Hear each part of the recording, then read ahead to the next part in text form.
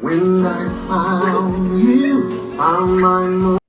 So the children are coming out. There's some song playing. Uncle Chris, aka Dad, will you marry mommy? And the little baby's like, hi, Daddy. Okay, so here. I want you to hear the little baby say, hi, Daddy. So here. Here. Uncle Chris, aka Dad, will you marry mommy? And she's like, hi, Daddy. And look, you see him shaking his head. You see that he is balding on top. You see he's standing there with his shoulders hunched in. He has on a t-shirt that says King, and this woman has on a t-shirt that says Queen. Take a look at this.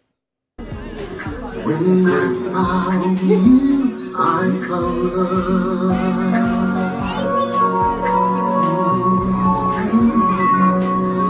Didn't know what I was gonna say. Yeah, the pressure is on you, not on him, on me. But I have loved this man for forever. We have a child together and we have a family together.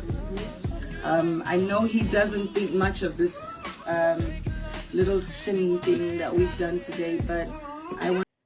So she's saying, I've loved this man for forever. We have a child together. We have a family together. And then she says this part that I think is really important. I know he doesn't think much of this little shindig that we put together. This man is miserable. He doesn't appreciate the party you threw for him. A shindig is a party. He doesn't appreciate the party. I wanted to find out. We've known each other for 10 years. 10 years. I wanted to know if he'd spend the rest of his life with me.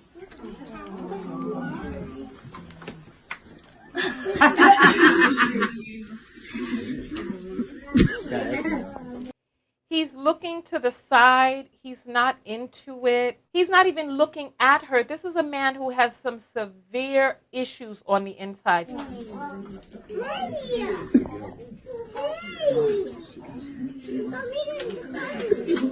Yes or no, Chris? That's it. Yes or no? As an African. And she's saying, yes or no, Chris? That's it. Yes or no? And he's saying, as an African, let's hear what he has to say. Yes or no, Chris? That's it. Yes or no? As an African man, you have to do it the proper way.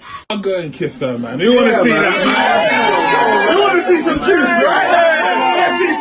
So he's like, as an African man, you have to do this the right way. I don't know if he's meaning that he's the one that's supposed to propose, because if he was going to propose, he would have done that already. You've known him for 10 years. So I don't know if the right way is for her to come and get down on one knee. I don't know what it is that he's referring to, but you can see that he's apprehensive. This is not the way you want to marry a person. This is not how you want to do it. Some juice. Tell us what you do, bro. Come on. My whole mouth is Look. What the hell is this? Look, I just need you to look. Look. Ladies, let me tell you something. Please, love yourself enough that you at least require somebody showing up for you and matching your energy. And listen, I understand that there are many different types of attachment styles. He most likely is the avoidant and she most likely is the anxious. So that he's continuously moving back and she's continuously coming in. But what is that doing to your self-love and your self-esteem? What is chasing after a person who's moving back and moving away? Listen, these people are not joking. The avoidant attachment style persons, they really do not think that you are good enough. They really think that there's somebody out there that's better. You may know that you all are a good fit, but this person does not have the emotional intelligence or the bandwidth to be able to see that you are a good fit. He has to do the internal work on himself, and you have to do the work on yourself, because these are two different sides of the same coin. This is a reflection.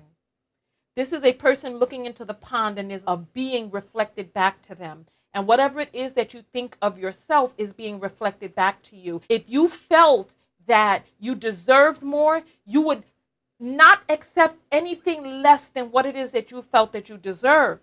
Look at the way this man is standing up here, holding this cake with her. He looks sad. He looks depressed. He looks uncomfortable, and she looks like, yay, I'm finally going to get what it is that I want. Sis, you don't want it this way. You can tell from the way that he's holding himself, from even the look and shape of his body, his balding head, that there's a lot going on inside of this man that is unaddressed. He probably is miserable in his own life. That's why he doesn't want to marry you. He's not even any person who can sit up there in a party that you've thrown in their honor and not appreciate it. What are you doing? At some point, you have to say, you know what, I love you, but I love me more. You have to put yourself first, put your feelings first, your needs first. Because if you putting this energy out there is matched with this, with him shaking his head, let's go back through this again. Where the little kids, now the little children are involved in this. Uncle Chris, a.k.a. Dad, so she's probably taken in some of her sister's children. And then there's a young man next to the girl. So let's play it. So there's a boy that comes out. So now he's learning how to treat a woman from watching how this man is treating his mother. Because you see, this is what happened. Mother is the person I love and I think the world of. She is perfect and perfection. Everybody thinks their mother is God, is goddess. And then you come into contact with a man who is then mistreating you, and the children are seeing.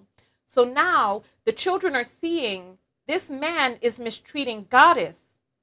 So this man must be above her, because who could mistreat God?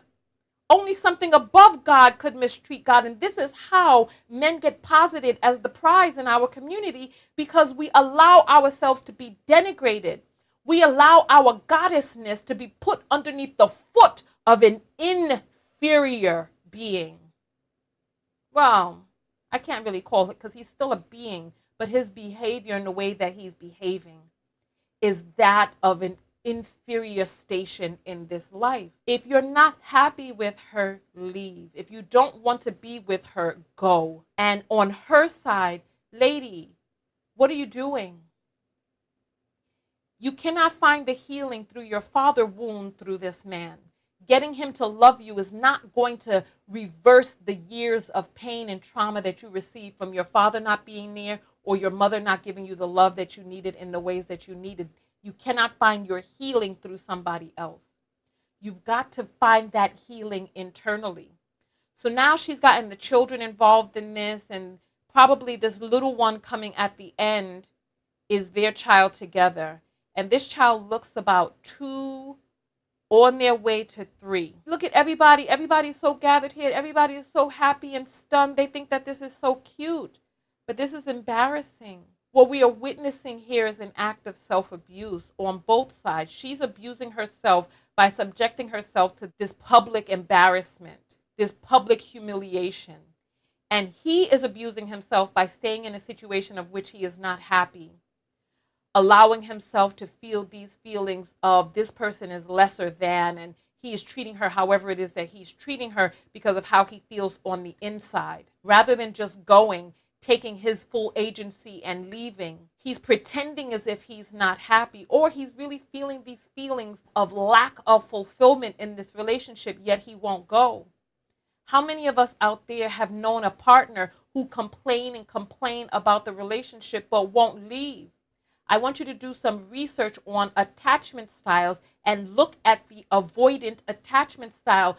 Deep in their heart, they're not playing. They really feel that you're not good enough. This isn't a joke.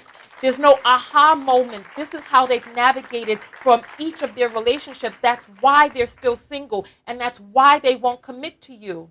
They do not have a healthy attachment style, and they probably don't even know about their attachment style. But look, if you're in a relationship with a person like that and you're staying, you most likely have the anxious attachment style, and you are constantly looking for validation through this person. And I'm here to tell you that you're not going to get it. You ain't going to find it.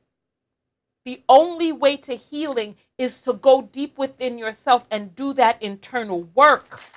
That's it. Because this right here is not it.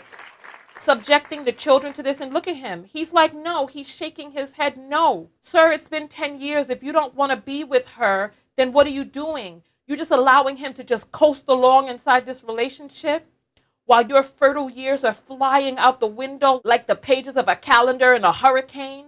Come on. I feel sad for her. And she's a beautiful woman that I'm sure somebody else would want to be with, but she has to value herself enough to be able to give that other person a chance, because most likely she feels that familiar feeling of longing for this man, longing for someone who will never love you, longing for a man in the ways that you longed for your father who didn't show up on the days that he was supposed to come and get you on the weekends.